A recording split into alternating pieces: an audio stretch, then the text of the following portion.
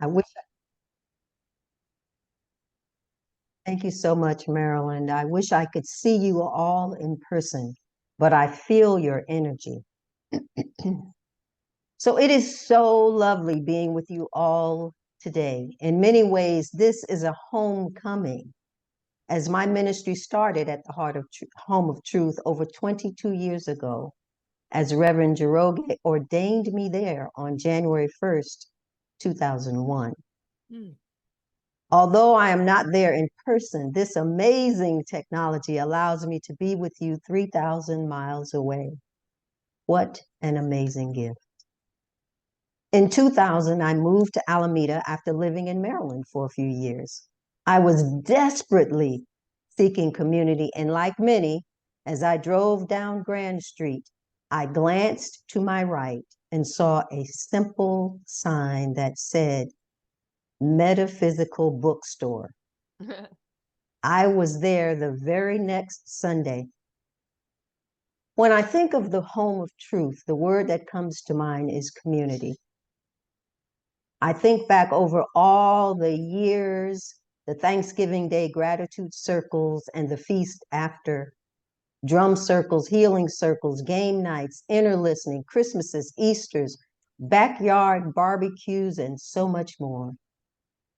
All I feel right now in this moment is gratitude for this place that has been a spiritual home for me and so many others over the years. Thank you all for continuing this beautiful, beautiful place.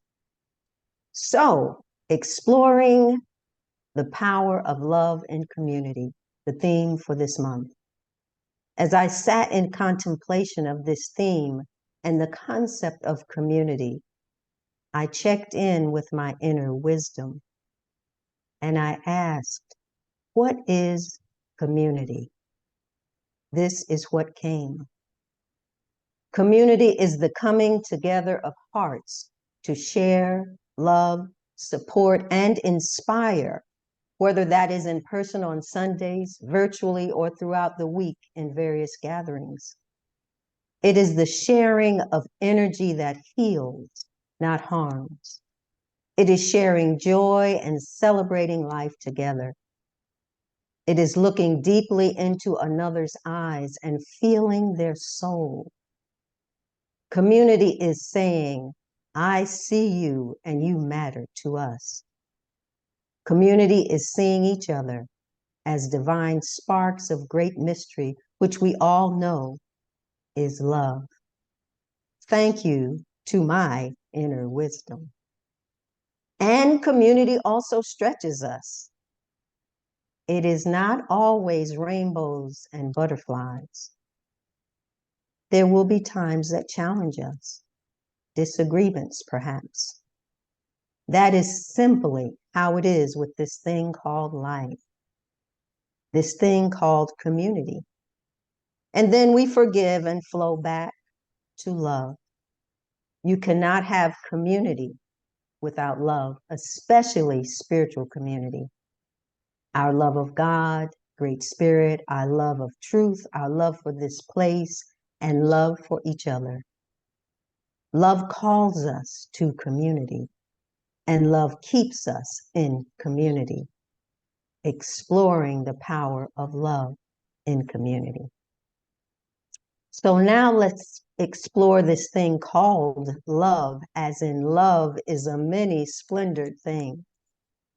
There is a line in the song that says, love is nature's way of giving, a reason to be living. I'd like to revise that a bit and say, love is God's way, Great Spirit's way, the goddess's way of giving a reason to be living and a reason to be in community. In preparing for my talks, as do all ministers and speakers, we conduct a bit of research on the topic. I find books and articles and quotes and another new resource, ChatGPT, AI, artificial intelligence. I have become quite enchanted with it, actually. It is like having a wise friend who has all the answers. Maybe not all, but most. It gives me another perspective to consider. So off I went to Chat GPT. And my query was, what does many-splendored mean? It replied with a beautiful definition, and I invite you to notice the word choices. This is artificial intelligence. Many-splendored is an adjective phrase used to describe something as having multiple, beautiful, magnificent, or splendid qualities. It is often used to convey the idea that the subject being described is rich in different aspects that are remarkable or admirable. This phrase is often used in literature, poetry, and more formal writing to evoke a sense of awe or wonder about something that is not just impressive in one way, but in many different ways. It's often used to convey a sense of complexity, richness, or diversity. The term many-splendored suggests that there are multiple remarkable or dazzling aspects to whatever is being described. However, it's worth noting, GPT says, that splendored is not a very commonly used word and might sound somewhat archaic or poetic in modern language. End quote. Thank you, Chat GPT. Love is a many-splendored thing. Love is a feeling, an emotion that describes great affection for another or a place or a thing. It is having a sometimes unexplainable connection to this person, place, or thing. Love is beauty personified. So what makes love many-splendored? All sacred texts speak of love. One of the most well-known scriptures is 1 Corinthians 13, verses 4 through 8. This is often read at weddings. The Apostle Paul wrote this letter to the Corinthian church after he had learned that there was much quarreling and unrest in the church. He wrote, "Love is patient. Love is kind. It does not envy. It does not boast. It is not proud. It does not dishonor others. It is not self-seeking. It is not easily angered. It keeps no record of wrongs. Love does not delight in evil, but rejoices with the truth. It always protects, always trusts, always hopes, always perseveres." And the beginning of verse 8 says, "Love never fails." Many-splendored indeed. Love is magic and mystery. It is life-giving. Love is healing. And how do we bring this splendored love into spiritual community?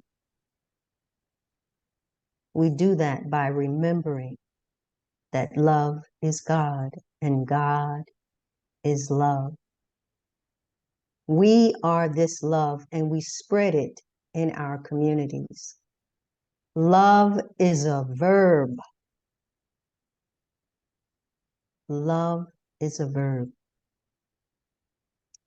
As we bring this month of exploring the power of love in community to a close, I offer these 7 ideas or 7 points to remember. Number 1, the home of truth is a sacred place, and those in it are sacred. We are sacred, beloved community. Number 2, this community is a gift. Look for the splendor in each person, each situation, and each encounter in this gift. Treat newcomers as cherished friends. We have several, well, newcomers that I know. Well, Reverend Carol's not really a newcomer, and my friend Diane, just want to welcome them, but treat newcomers as cherished friends. Shower them with love. People often say they feel the love when they come into the home of truth. My godmother, who raised me, she loved everyone the same, whether she had just met you or she had known you for 20 years. Treat newcomers as cherished friends. Number 4, fill up on love when you walk in the door. Radiate love everywhere you go when you walk out of the door. Take the love wherever you go. Number 5, release what was, embrace what is, get excited about what's to come and what can be. I recently watched a YouTube video about pastoral care, and the speaker shared that when he entered seminary, the first question the professor asked in the very first class was, "Why are you here? Why are you here?" He said that question rocked his world. Well, I paraphrase that. He said the question really impacted him for the rest of his life. If love is why we are here, let us be an open channel. Why are we here? Number 6, listen to the call of your heart and the call of the heart of the community. The home of truth is an entity, it's a being, and it has a heartbeat. The energy of everyone who has ever been there, the energy of Annie and Harriet, it's in the walls, it's in the floors, in the chairs, it's everywhere there. Listen to the call of the heart of the community. And finally, number 7, get to stepping. Reverend Carol recently reminded me that the last step whenever I share tips or points is always the same. Get to stepping. It's kind of like in religious science, they say treat and move your feet, pray and get to stepping. Get out of the building. Take your love into the greater community and find ways to have spiritual community in the most unlikely of places. There's a movement now called Fresh Expressions. Fresh Expressions talks about how to really embrace the younger community, how to really meet them where they are. It talks about having church in tattoo parlors and yoga studios and coffee shops. Imagine taking the love outside of the building. And so in closing, I invite you to remember that love is a many-splendored thing. It is beautiful, magnificent, splendid, remarkable, and admirable. It evokes a sense of awe and wonder. It is rich, dazzling, and poetic. It is healing. You all are this, and may the home of truth community be this and so much more. Exploring the power of love in community. Loving each one, seeing each one, knowing that that love is felt. And so now I'd like to just do a little contemplative practice around this love. And so I want to invite Amy, if she would play.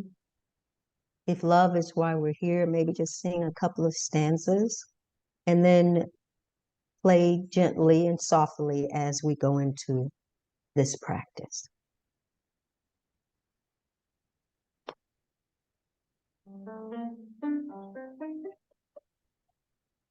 If love is why I'm here, let me be an open channel. If love is why I'm here, let me give and then receive. Give and receive. Give and receive. If love is why I'm here, let me be an open channel. If love is why I'm here, let me give and then receive. So I invite us now just to go within. And I invite you to take a deep breath in and hold it and release. Taking in another deep, deep breath and hold and release. Releasing any worries, any concerns, any cares. Just letting them float away. Settling into your heart. If love is why we're here, let us be an open and willing channel. So settling into your heart, settling into this love. Love is a many splendid things, and love is power in community. And I invite each one of you, as you think about and feel about the home of truth, what is one word that comes to your mind, your heart? Some of you have been there a long time, and some of you have not ever been there. But as you think about and feel about the home of truth,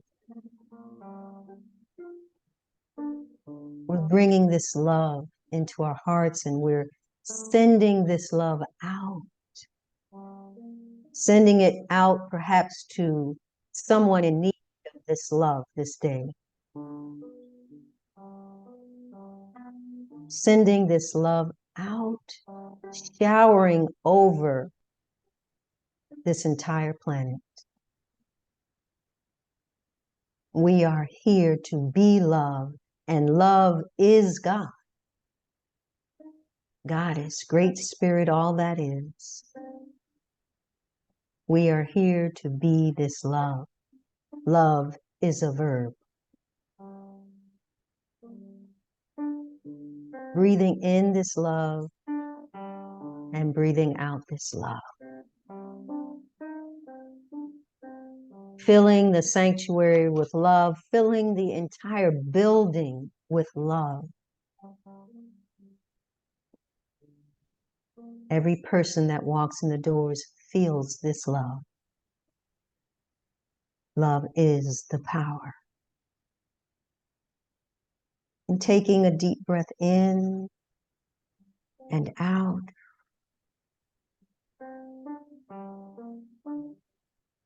As we begin to bring this time to a close, I'd like to close us with the metta prayer, which is a Buddhist prayer of loving kindness. And I'm going to say it twice. And each time I invite you to say it silently to yourself. Metta prayer of loving kindness. May all beings be peaceful. May all beings be happy. May all beings be safe. May all beings awaken to the light of their true nature.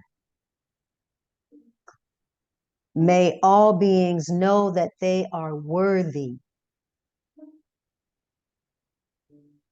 May all beings know that they are loved, loving, and lovable.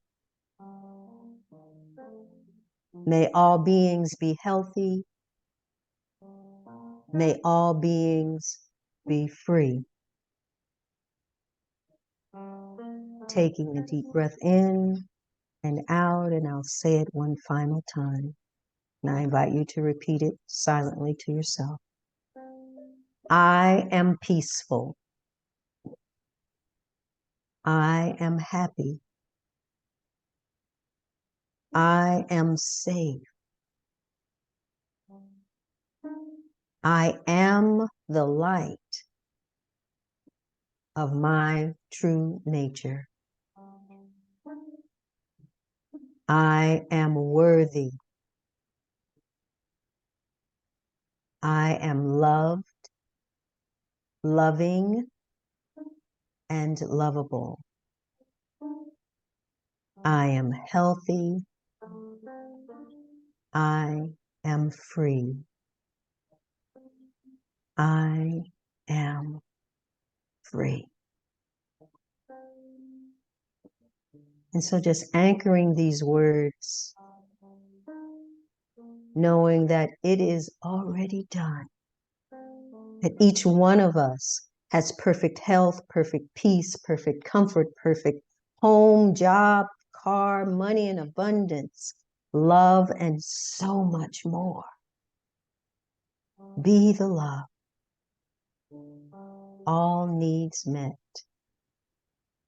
We say a special prayer for those in Maui that were affected by the fires. We shower down prayers and love of comfort to each one. I invite you now to bring to mind someone in need of prayer in your life. We've shared in joys and concerns. Showering love down. And I invite you to put the home of truth into the very center of this prayer energy. And finally, I invite you to put yourself into the very center of this prayer energy. I am so grateful to know this truth, to speak this truth, knowing that I am love and you are love.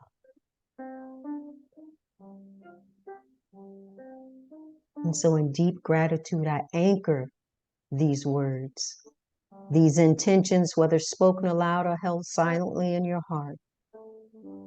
I anchor by saying, and so it is, amen, aho, ashe, blessed be, may it be so, shalom, om shanti, om peace, namaste.